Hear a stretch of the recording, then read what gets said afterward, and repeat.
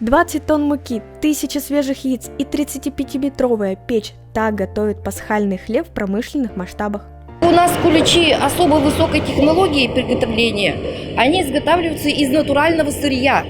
Сахар, изюм, мука высшего помола.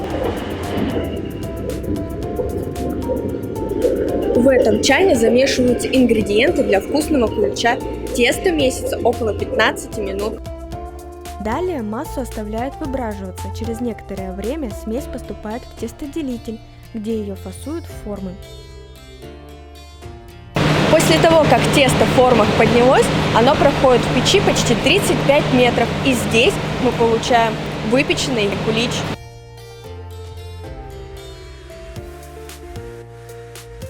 Остаются последние штрихи – нанести помадку, посыпку и упаковать. За пасхальную неделю на хлебозаводе изготовят 46 тысяч куличей. После упаковки изделия отправляются к потребителям. Куличи можно приобрести уже во всех магазинах.